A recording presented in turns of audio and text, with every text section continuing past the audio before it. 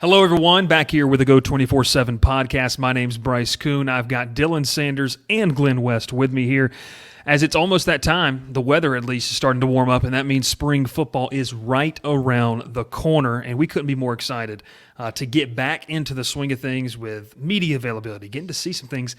And look, as much as we love talking about hypotheticals, guys, we're going to have some real things to talk about as we get closer to spring ball, during spring ball, and then as the race to the start of the season down in Orlando against Florida State begins, a lot of contact coming. But what we're going to be doing is we're going to be taking about 2 to 3 positions every single podcast and kind of doing a little bit of a breakdown. What do we see? What comes back? And what could improve? And who could step up in a role? And so today we started off with the tight ends and the offensive linemen, the big guys. And so as we get started today, if you're watching on YouTube, make sure to hit the subscribe button, hit the like button, set up notifications as well.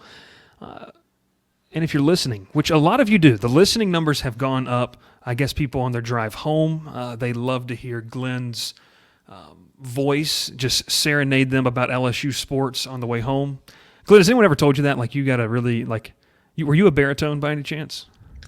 I wasn't much of a singer growing up. No, this is the first time hearing of it. Is it? Okay. It's a good voice, I guess. It's a good voice. Yeah. It's okay. I would have you narrate an audiobook for me. I don't know if Dylan's on the same page. I think I would give him I'd do that. Mighty praise, mighty praise. That's pretty big, pretty big. All right, let's get this started. We're going to start off with the tight end position, and obviously, guys, the name that comes to mind is Mason Taylor. The jump, then he made just from, I would say, fall camp to later in the season, being a more featured member of the offense. Look, this is something where I think that you'd love to see it. And as you look across the better teams in college football, it's not just one, it's not just two, sometimes 3 weapons they have. So, Glenn, let's start with you. I mean, there's Mason Taylor. We all know about him. A lot of LSU fans love him. But what does this tight end position look like coming into spring practice?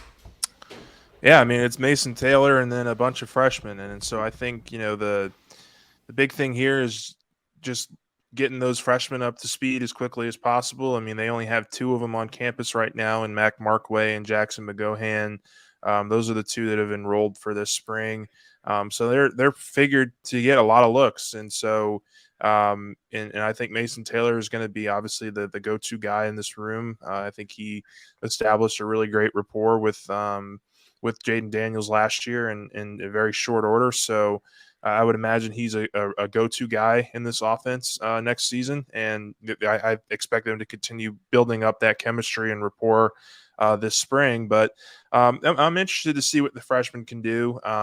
Mac Markway came in as a guy that I think, physically is ready to start playing and competing with this team. And it's going to be interesting. I think he's going to be a guy that he was one of the early commits in this last class. So he's been with the group for a while. He played under Robert Steeples in Missouri high school football several years ago when Steeples was the head coach at D-Cemet.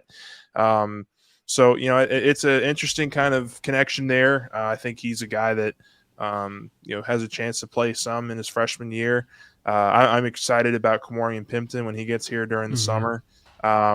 But, he's going to have to really work up and kind of build out a role in short order once he gets here. So definitely like the depth in terms of getting younger at the position. I think that was obviously a focus at a number of groups, whether it's O-line and the depth behind those guys, which we're going to talk about in a little bit. But I think getting younger at tight end and seeing what you can do with some of these young abled bodies in terms of throwing them out in 2 tight end sets, that's something that this offense is going to be built around in some ways. And so really interested to see how those guys are able to progress come spring. I wanted to ask this question before we go down to Dylan because I read this, can't remember if it was on a message board or social media.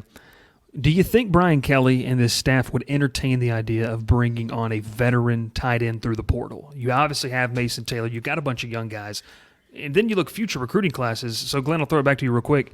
Would they look at this if there's a name that pops up during that May, time schedule to say, hey, this guy's played a lot of games. He could really give us a little more veteran depth. Would they look there? Yeah, maybe. I mean, they got Tavion Galloway coming in 2024. He's another really highly touted recruit.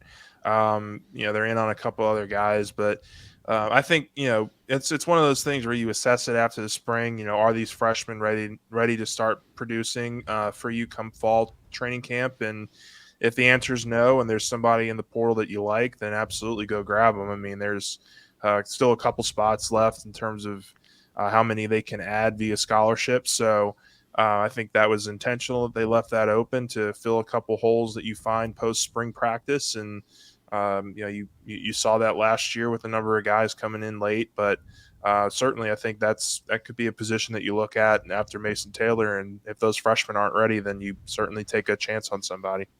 Yeah, and a conserve roster, talking about construction of the future, to me it would make most sense if they do add. It's a one-year guy, a grad transfer that has one more year, wants to come. Maybe it's back home. I don't know, but that would make most sense to keep guys like Markway McGowan in there. Obviously, Galloway in the next class and Pimpton as well.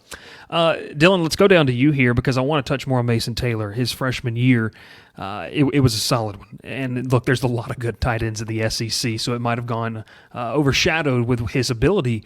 What are things that you think that he needs to improve on, and how can he get better to become more of a focal point in this offense?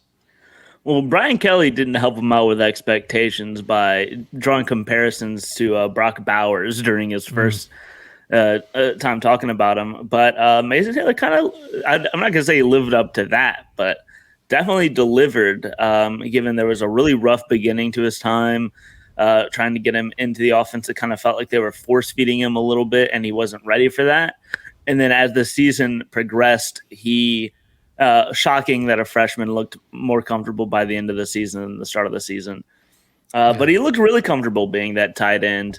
And obviously they trusted him enough to give him the keys to the game-winning play against Alabama. So they two times at the end of the game. So it's clear that the coaching staff trusts Mason Taylor, and he passes the eye test, in my opinion, in terms of where he's at right now. In terms of getting better, he has shown effort blocking, but maybe adding a little bit of strength. We all know he's an athletic freak. He's fast for tight end. He can run routes, but maybe a little bit putting on a little bit more muscle will help him in the run game. Yeah, I think that's where his next step is as a collegiate tight end. Yeah, and we're going to get to it in a second. But Glenn, I mean, we talked about in the Mailbag podcast last week about how the run game this year is going to be dependent a lot on the offensive line. But Mason Taylor being able to block better. These young freshmen, if one of them emerges as a blocking first tight end, maybe right off the bat, you got to think Brian Kelly's going to say, hey, let's run some 12 personnel. We'll put Taylor on one side, and whichever young guy is the best blocker, let's get them on the field. That's, to me, if you're a tight end, that's the best way to get on the field first off. If you can block first and then let the rest of the game come to you. Yeah, certainly. I mean, I think, ideally you'd like to have Mason Taylor running out in coverage on pass plays as much as possible. I think he's going to be a pretty dynamic player for you next year in that respect. So certainly getting him out and running routes is going to be the main focus for him. And I think he still probably wants to, put on some weight and get a little faster and in that respect. But I think, look, he's going to be important in terms of the blocking. I think you've also still got Jack Mashburn too, who is a capable blocker coming back for another year. And so, they're going to run a couple 2 tight end sets, I think several, throughout the entirety of the season. And so, if one of those freshmen, I would probably venture to say Markway, just physically looking like the guy that could be, somebody you could throw around a little bit there in the trenches, I think would be a good a little bit of on the ground reporting, seeing him around campus. Mac Markway is a big dude for a freshman. Yeah. All right. And I saw him at one of the basketball games a couple weeks ago. A bunch of the newcomers were introduced there, and he definitely is one of the bigger guys I think you could notice out on the court when they were introducing him. So, yeah, I mean, I think, it's you never really know until you get out there and see some of these spring practices, see some of the scrimmages, and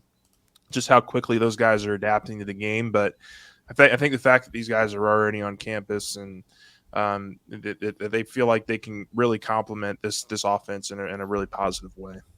Yeah, I mean, look, both those young guys being on campus now, by the time you get to week 1 of the season, you're not really a true freshman anymore. You hadn't played a game yet, but you have been in a college environment for nearly 7-8 months now, so that definitely helps. Guys, let's turn the page here to the offensive line. We talked about the run game in the mailbag last week. We mentioned it needing a guy that can really go out and block as a tight end and allowing Mason Taylor to go out on some of those routes. But when you look at this offensive line, I mean, I think I'll say this, and Glenn, I'll let you take it here. There's a lot to like, and then I think there are some question marks of, look, you never want to be doomsday. You don't want to put on your, your tinfoil hat by any means. But I think that you do have to say, look, if worse comes to worse here, there's injuries. There's going to be some, nicks and cuts. But if there's a bad injury, where does LSU look for some depth? A lot of young guys. But where do you kind of see this offensive line going into spring practice? Yeah, I mean, look, I think you hope, knock on wood, that the starters can stay healthy. I think part of the reason this offense has been so hyped up in the offseason so far has been because of that continuity returning up front with Will Campbell and Emory Jones and Garrett Dellinger, Charles Turner, and then Miles Frazier too on the left-hand side. So like there's a core five there that started and played a lot of snaps last year for LSU that you would hope would get into the offseason and really continue to build that chemistry and that continuity together. I think it's going to be really important for those guys to build that out this spring and certainly this offseason. But look, I mean, you're banking on a lot of freshmen being able to be ready early in their careers. And, I think one of the things that you saw this offseason was that they didn't really attack the portal for the offensive line. They attacked the freshman class. And so we got Zalance Hurd, who's going to be here in the summer. DJ Chester is going to be here in the summer. Tyree Adams is going to be here in the summer. So those are guys you're not going to have this spring to kind of really get adapted into this offense. And so it's going to be really important that maybe one or two of those guys pops and really plays well, once they get to campus. But there's certainly some question marks in terms of depth of what this offensive line is going to look like behind the starters. And so you're banking on some of that 2019 success in terms of injury when they had pretty much the same 6 guys rolling out there for every game during that season, and staying very, very healthy. Since then, it's been a little bit of a mixed bag in terms of health. So, but if you can get those starters through an entire season, I think one of the reasons this offense is going to be so prolific next year is because of the expected uptick in production from the offensive line. Dylan, I was watching Josh Pate talked about LSU over the past couple shows on his show, and one thing he mentioned, and several fans mentioned in the comments over on the 24/7 Sports YouTube channel, was one of the biggest thing helping this offensive line is you're not going to have 2 true freshman tackles getting day one experience. They come back. They went through the ringer against some really good competition. And look, they got beat bad sometimes, and then other times they look like all SEC type of guys, later on in their careers. So how big is that you've got 2 guys in the fact on your corners there, on your edges that, they went through the ringer year 1. They saw a lot, and now they get to come into year 2 with quite the experience. I mean, it's hard to expect or even understand a future where this offensive line is at all worse than it was last season. And there were some rough spots, but there were a lot of solid stretches in there. And then now you're adding a year to everybody. And then also, I feel like we need to talk about how there might be a true freshman vying for playing time in Lance Hurd. Doesn't sound like he wants to be on the sidelines for very long. And I feel like Brian Kelly rewards that type of mentality. Lance Hurd is vying for playing time. I feel like he will see the field at some point this year, and all reports are that he is very, very far ahead in his development. So we could see a freshman fighting for playing time. Maybe there's a little bit of controversy at right tackle if, something happens. I feel like we'll see him a lot, but also the returning guys, it's invaluable to have as much experience as they already do with still being a young offensive line. Just to kind of piggyback off that a little bit, I think probably the best scenario that you're hoping for is that for Hurd to be ready when he gets in during the summer and during fall camp. And that allows them to slide Emory Jones into guard, which I think is probably his most natural position. I thought he played well at tackle and exceeded a lot of expectations in his first year, but definitely feel like he's a guy that could play on the interior and be an All-American kind of candidate in the next couple of years. He's really strong. He's really athletic. And I think would be a really good piece on the interior for LSU. So I think that would probably be your ultimate ideal starting five with those two mixed up.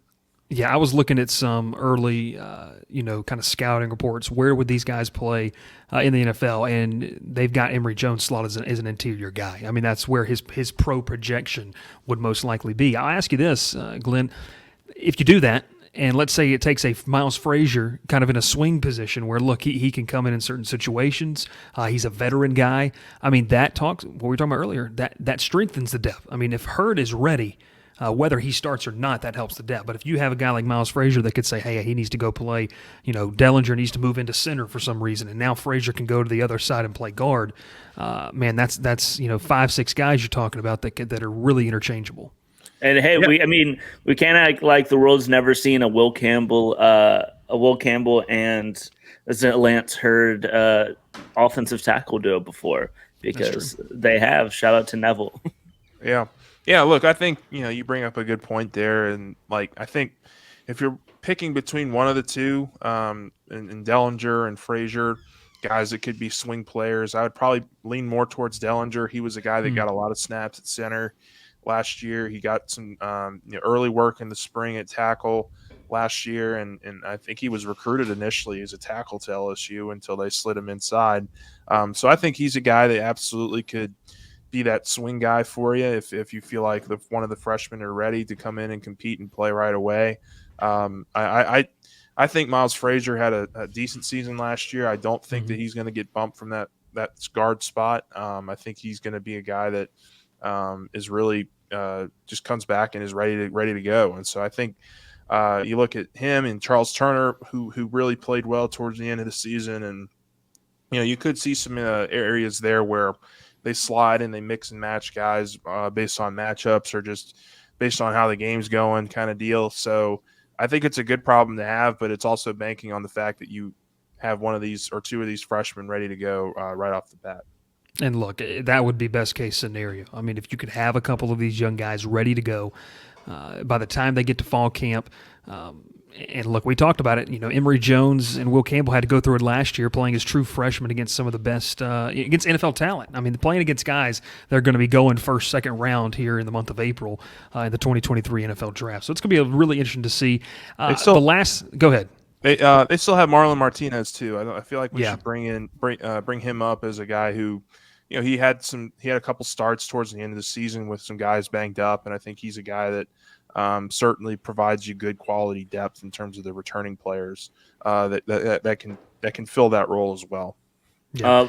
I would also, we have him already, and then Paul Mubanga is a name that I like a lot.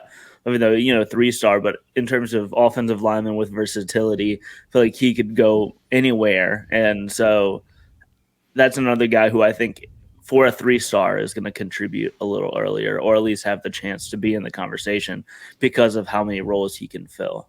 Fitzgerald West is another center that I think you could work in some reps behind Turner in this spring as well. I think they're very high on him in terms of his long-term future as a potential center for this group. So, look, Charles Turner is only going to be around another year or two at most, and so you want to start building up that next guy. And I think that certainly fits into the way that Fitzgerald West could be a guy like that. If he's playing on the O-line. Yeah, I really like where this group would go. Yeah. That is true. That is definitely true. And just kind of to cap it off with the offensive line, I personally, going back and watching some of the games last year, I think having Charles Turner in the middle at center position as a veteran, that's going to help this group. A guy who's, been around the college game for a long time, has the ability to kind of knows what it's first off like it is to work hard. He wasn't gifted a position when he got to campus. This is a guy that had to kind of work for that. So, really interesting to see where this group goes. And I think we could all agree as we kind of wrap up here where LSU's offense wants to go, all the the pretty toys that this offensive staff is going to have to work with. it's going to amount to the, like I call them, the big uglies up front. Can they pave the way for this offense to have a really, really great season? And I think we're kind of all in agreement of that. Definitely. Nothing really more to add there. I think that's very true. I think the offensive line is going to be where you start with every offense in terms of protection and making sure that their running lanes open. I think that's going to be huge.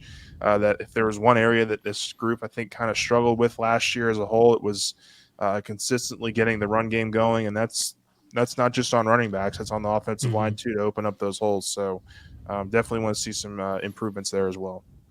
We're talking tight ends and offensive line as we continue our spring practice position previews. That's a tongue twister if you say that 15 times fast. That could get ugly. Most things, let's be clear, most things are tongue twister if you say it 15 times fast. All right, that's not true. special. That's true. Just say tongue twister 15 times fast and see if I don't. do it. That would not bode well. That would not be appropriate for all ages. I would have to hit not family safe if we did that. Hey, this is the Go 24/7 podcast where you learn new things every single day, including Glenn West's love for ranch dressing that could go on anything possible. So if you have any questions about the offensive line, the tight end group, or ranch dressing, throw them down in the comments below. Hit Glenn on social media at Glenn West. He would love to answer those questions as well. Dylan Sanders and I were having a field day in the group text with it about it. We're like, really? Are we serious here? And then Sonny Ship, I think he just ignored it because he was like, I don't even want to talk to these guys. But he's going to be on the podcast later in the week as we continue traversing. That's a big word for you folks, traversing through the spring practice previews. My name is Bryce Kuhn, Dylan Sanders, and Glenn West. This has been the Go 24/7 podcast. Make sure to like, subscribe, share with your friends, share with your non-LSU friends, because maybe they want to know what the Tigers are going to look like in 2023. We'll talk to you next time, and we'll see you on the boards as well. Make sure to become a VIP member. Never a better time to sign up to